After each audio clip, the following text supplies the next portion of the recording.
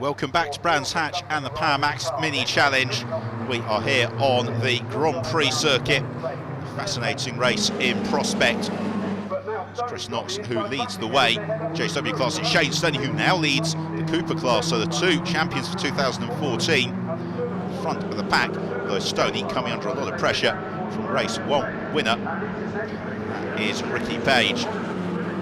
Trying to follow in behind Shane Stoney as the pair of them sprint along the Cooper straight on towards Surtees. They've got Josh Gollin and William Phillips all part of that scrap as well. Stoney the red car with the yellow trim, Page the red car with the white roof, and then Josh Gollin not dissimilarly coloured.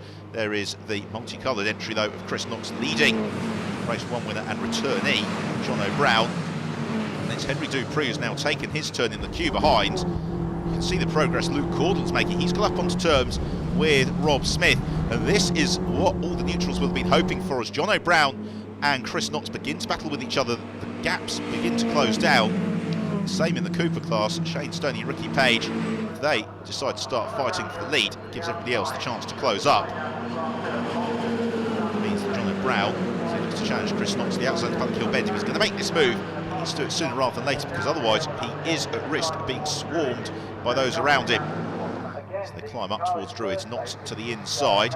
It's making Jono Brown do all the hard work. Let's head down out of the hairpin into the left-hander at Graham Hill Bend.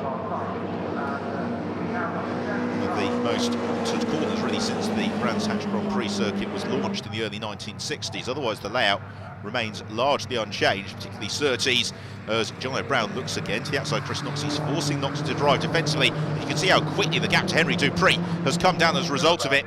And he's got Hamish Brandon and the rest of them all for company as the leading quartet in the Cooper class head around Druids.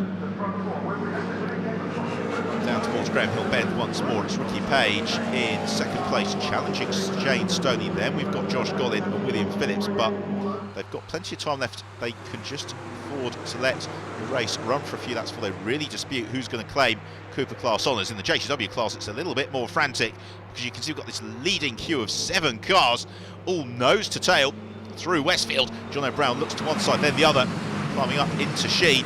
Take a big bite of curb for all of them. And then on to the left-hander at Stirling's, the cambered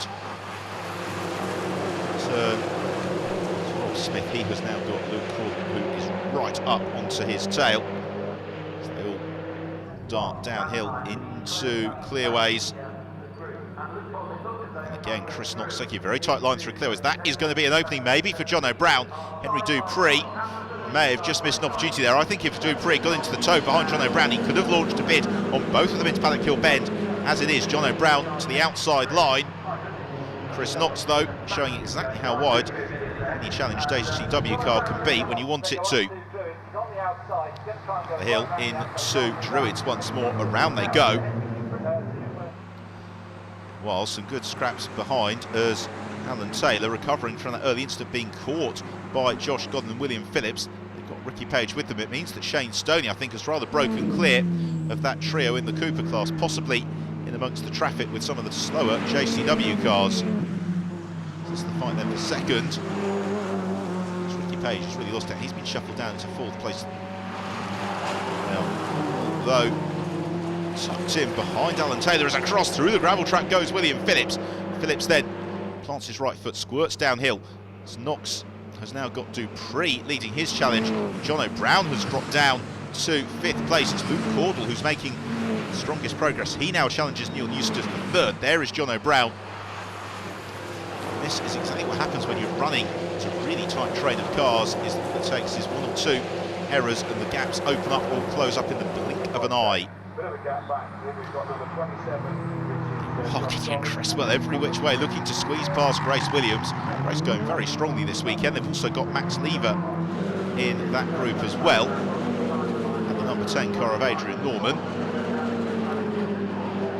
Adrian just letting the cars in front. See how it pans out. Gideon Cresswell bounces across the grass next to Graham Hill Bend. Be careful with the track limits here. Hammond just in behind them as well. A relatively muted weekend this from Matt. To Surtees and on towards Hawthorns. Meanwhile, the challenge for 3rd place, Luke Caudle to the inside of Neil Newstead. In car Luke, he's making it look very easy, just fingertip control on the steering wheel through Druids. That's what he needs to do. Thought that in-car shot, he was busy defending from John O'Brien en route towards Graham Hill Bend. There's your race leader, Chris Knox, getting into the traffic, Henry Dupree. And then Neil Newstead under pressure from Luke Cordle. And as a result of that, Cordle's just overcooked it. Bounces across the grass as Chris Knox towards the tail end of the race. It has been an utterly dominant season from Knox. And this second race at Brands Hatch looks like it's going to be no different. Knox really has been the class act of the season. He's got a little bit of traffic though to concern himself with on this final lap. The battle between Matt Hammond and Gideon Cresswell, which we will note is Knox's first target, as he accelerates out of Stirlings for the final time. The Cooper class fight is going to go into one more lap, and William Phillips has got a good run here on Ricky Page. Makes a little bit of contact in fact with Page as they come on to the Brabham Straight. So across the line they go into the final lap. So they just avoid the lap as Chris Knox takes the checker flag, with Henry Dupree a close second, and third does go to Neil Newstead. Cordle couldn't quite overhaul him. So William Phillips now makes the move on Ricky Page. They've just got the Grand Prix loop to go here, so they accelerate on towards Hawthorn. And the problem for Shane Stoney, Stoney slows, and Josh Gollin promoted into the lead then of the Cooper class dramatically on the last lap, as Ricky Page has a good run on William Phillips, but Phillips crucially has the inside line, so there is nothing that Ricky Page can do about that. Hawthorn on to Westfield they go, downhill into the bottom of the valley, then up Josh Gollin. Sometimes you just have to take the wins as they come. It's a real disaster for Shane Stoney. It's a real fight though, it's for second in class, because Ricky Page is trying to line up that move on William Phillips. Phillips though knows how to drive a wide car when he wants to. You saw him just tapping the brake, just getting a little bit of a settler into Clark Curve.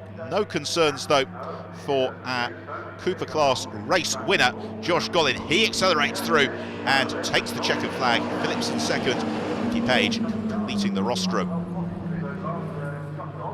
Another good scrap for fifth in the Cooper class, as under a lot of pressure, Will Dendy from Mark Wakefield, but it's Will who just holds the place.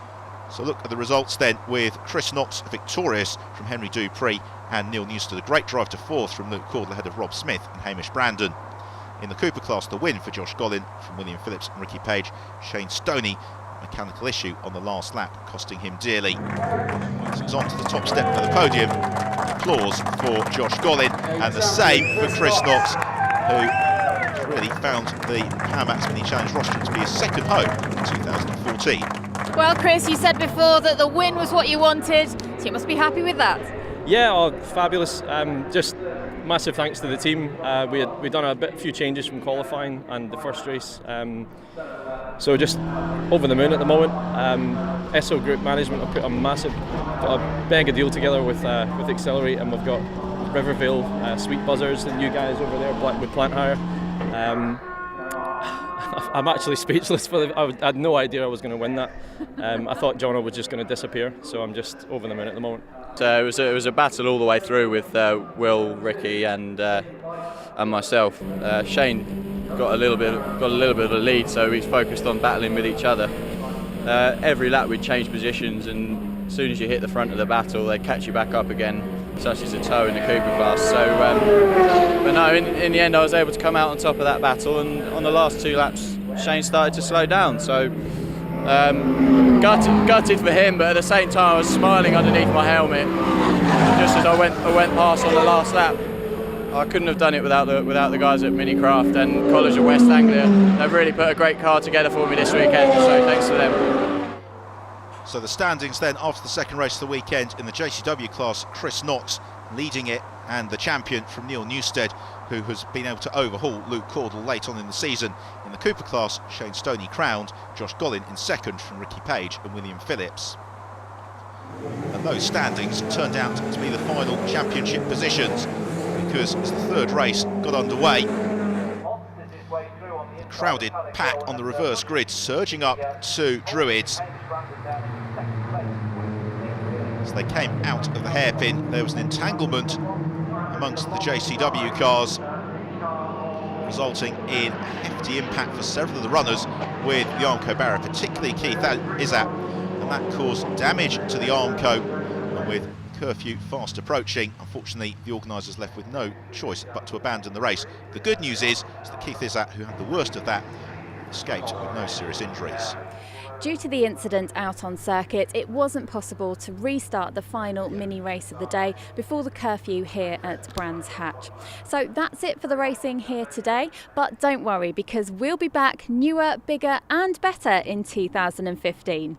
To keep up with all the latest news and updates, do check out our website and Facebook and Twitter pages. But from everybody at the Power Maxed Mini Challenge, it's goodbye for now.